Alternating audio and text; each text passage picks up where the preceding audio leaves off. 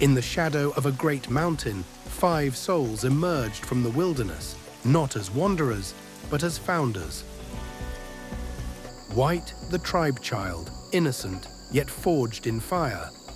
Koala, the vengeful hunter, eyes sharp, heart burdened by loss. Lascunia, the plank cutter, quiet, strong, and steady as timber. Toxo, the Muffalo shaman, a man who speaks to spirits that others fear. And Darklight, the shaman of shadows, whose silent prayers ripple through unseen plains.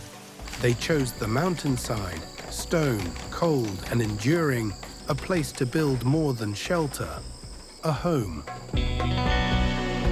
Lascunia, White, and Darklight tilled the land with quiet determination, sowing rice that might one day feed generations. The mountain did not wait for them to grow strong. Their pemmican stores thinned like mist on the morning wind. Hunger crept quietly into their bones. When the sun rose again, the hunt began. The prey was light-footed and fast, the kill not without cost. Toxo took a wound that morning, a tear of flesh traded for meat and marrow. But in the blood and the firelight, something awakened in Koala. Among crackling fires and the scent of roasted flesh, she found purpose. Cooking became her offering, a quiet act of devotion to the people she had come to call family. With full stomachs and slower breath, the tribe turned inward. Not to rest, but to learn. Each spare moment became a step toward something greater. And Toxo carved their warning into the walls. A narrow tunnel laced with sharpened traps, a whisper to the wilds. Not here, not this tribe. The mountain gave, and then it took. The first harvest was a quiet triumph. Rice plucked with calloused hands, hope bundled into baskets. But as the heat rose, it brought more than discomfort. It brought ruin. A blight swept the fields. Not a single stalk would feed them again. They acted fast, building cool shelters of wood and stone, anything to keep the heat from claiming them. But their stores ran thin once more. Then, as if summoned by need, 2 alpacas emerged from the wilderness. Darklight saw no coincidence, only fate. He welcomed them as kin, whispering thanks to whatever spirit had sent them. In the days that followed, the work did not slow. White fed the fires with greenwood. The others turned raw stone into walls, stacking sandstone at the mountain's edge. From beyond the hills came a small party, few in number, cloaked in dust, emissaries of the people of Galbor. Their satchels light, their words few, but their intent clear: trade. Darklight met them at the threshold, a quiet exchange, one weapon for a handful of silver. No words needed, just trust, just purpose. Then came the Inla Pact, not a visitor, but a tide. Darklight returned to the trading ground, hands full of offerings. The alpacas, now kin, were given up, not in abandonment, but in exchange for something more. Tools for the future, and life, a rooster and hen, carried into camp with reverence. They built a coop, small and unassuming, but inside it, the quiet promise of eggs, of meals, of tomorrow.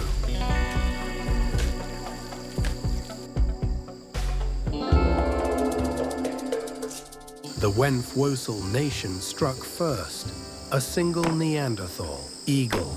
Eagle took 4 traps before he fell. Toxo bled again, her torso and side torn, but her spirit unbroken. When it was over, they made a fire. They roasted Eagle's remains. Their tradition made room for the flesh of enemies, and in tasting it, they found joy.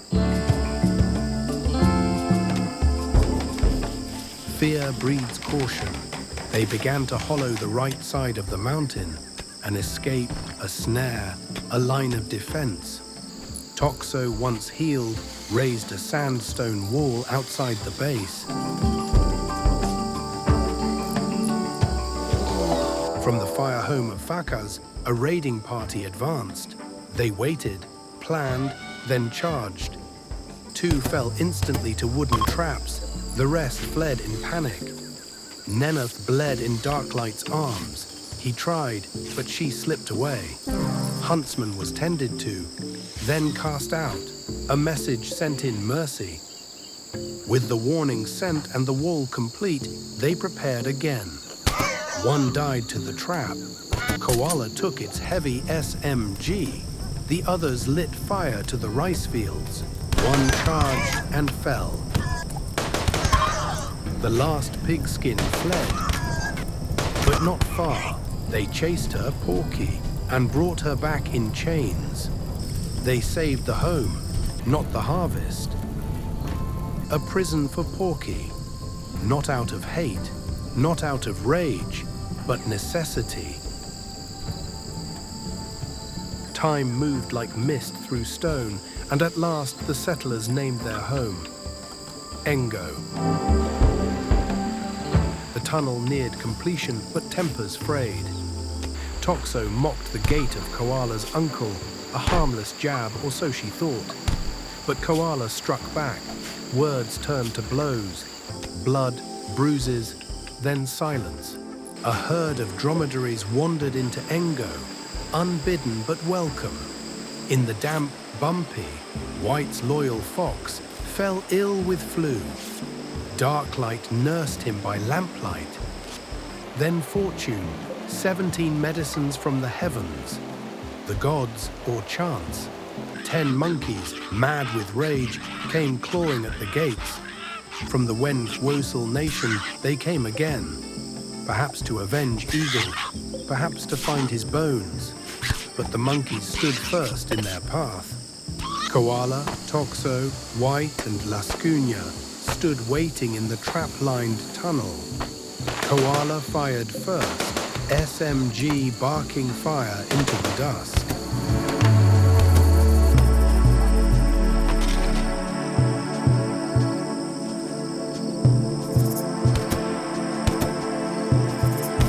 Lascugna threw a party, not just for the victory, but for the right to feel joy again.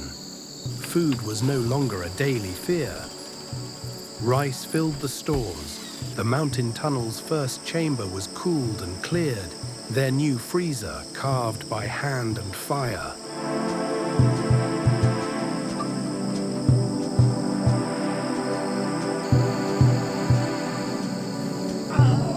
Panthers, silent and cruel, roamed near the wall.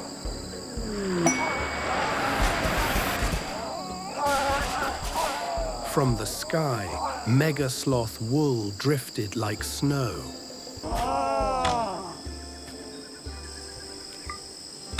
Darklight stood calm beneath the storm, all their stock leathers gone in a single trade. 826 silvers gained. Her hands shaped not just stone, but the future. The fires of survival still burned in Engo, and so did the threats from outside. Another raid. The Neanderthals once again, tireless, unyielding, testing the patience of stone and steel. Then came Chandler and Wani, drifters with desperation in their eyes, offering silver in exchange for a kidnapped friend. But in Engo, not all guests are treated the same. Wani, a machine collector with hands made for crafting, was taken in. Chandler met a different fate. Koala's gun decided it. And so Engo gained a crafter and lost a witness. More traders came from the people of Galbor. This time, Engo's dromedaries and surplus leathers were exchanged for silver, over 1,000 gleaming coins. Then, a glimmer of fortune, or risk. 2 Thrumbos appeared, rare and mighty. White and Koala lured them slowly toward the traders.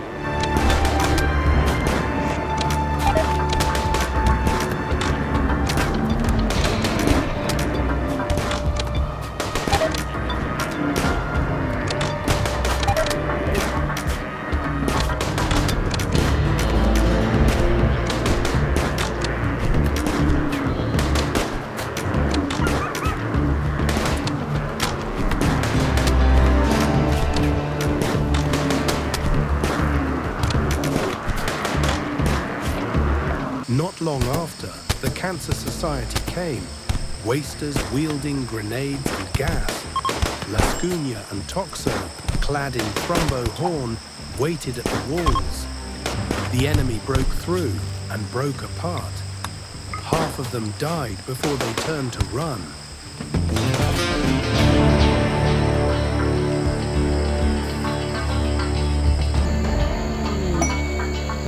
Then came Ismak and Pantar, a recruiter and a child, fleeing from organ traders. They were taken in. Engo would offer shelter. Ismak hauled, Pantar helped. They threw grenades into the chicken coops, clearing corpses. A strange, efficient ritual, but darkness seeped in from the stone. Lascunia, long without sunlight, snapped. She spat cruel words at the child as the grenades echoed. Toxo, overwhelmed by the drone in her mind, pigged out on food. Then smoked, alone, until her heart slowed again.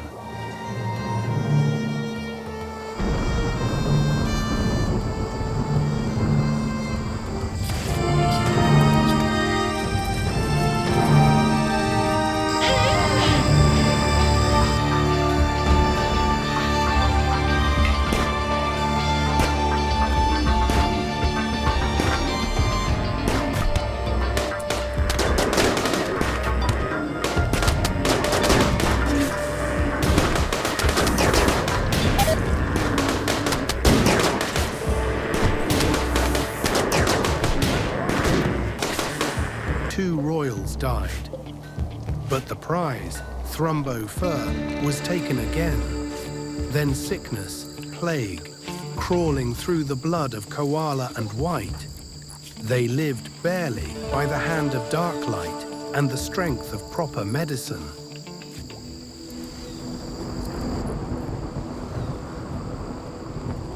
Two more drifters, Delassos and Bishop, were taken into the prison. Delassos, recluse, Bishop, trigger-happy, loud and already wilting from the heat. White, now the trusted farmer, planted herbs among the rice.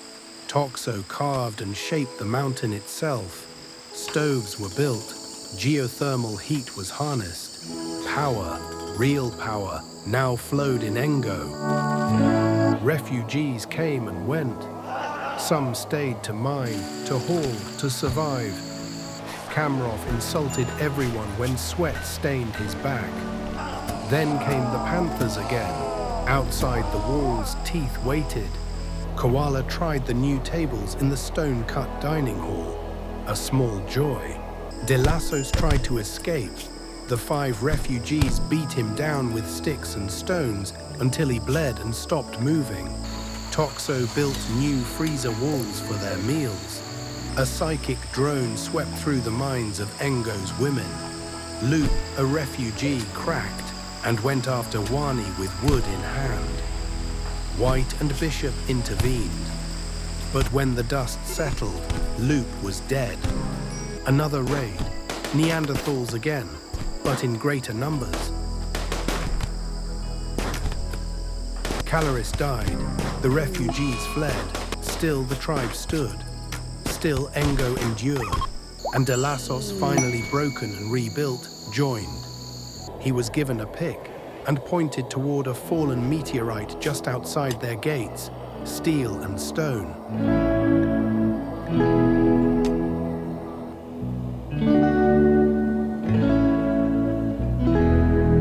The mountain whispers echoed with purpose. Wani, the naked crafter, no longer forged the future in steel. A pump shotgun, then another. Simple steel helmets followed, worn proudly by the tribe like modern tribal masks. De Lassos, ever digging, worked the mountain's edge. Steel veins opened under his hands, and passageways deeper into the stone were carved into bedrooms for the growing family. White, the farmer, sewed devil strand, soft as luxury, tough as armor. Wani would turn them into dusters worthy of Engo.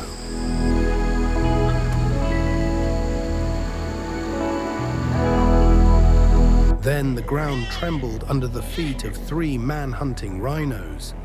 They charged not at Engo, but at the royal tribute collectors nearby. The mountain watched in silence as the great beasts trampled imperial flesh. Wani crafted again steel plate armor for Toxo and Lascugna, the melee vanguard. The tribe was arming, fortifying, but the sky turned dark. A smoke spewer choked the heavens. Sunlight vanished behind a toxic veil. De Lassos was sent. He ventured far to destroy it, carving a new tunnel toward its heart. Back home, others smoothed the stone, shaping cold walls into livable halls. De Lassos breached the door, then the spewer.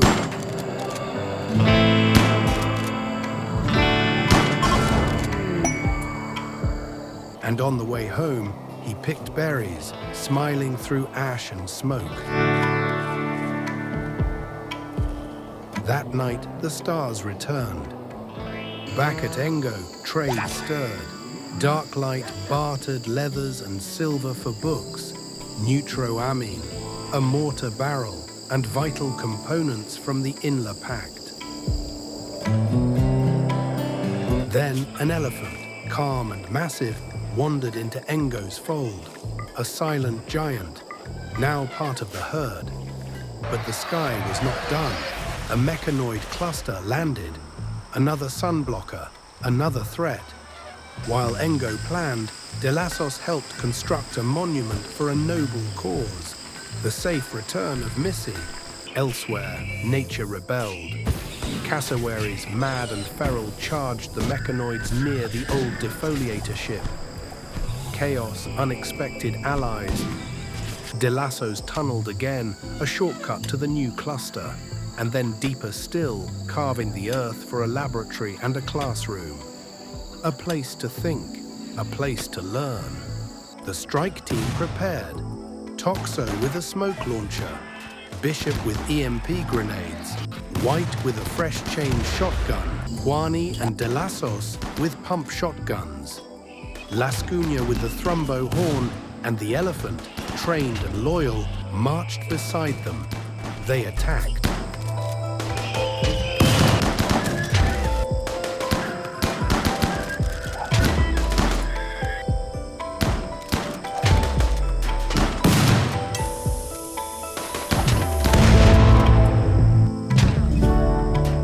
Lascugna finished the job. The sun blocker was no more. Light returned again, and then came Missy, the bartender with a mind like a sponge. She joined without hesitation, stepping into the conversion platform like it was always meant to be. She would learn to shoot. For now, she hauled supplies with a quiet smile and quick hands.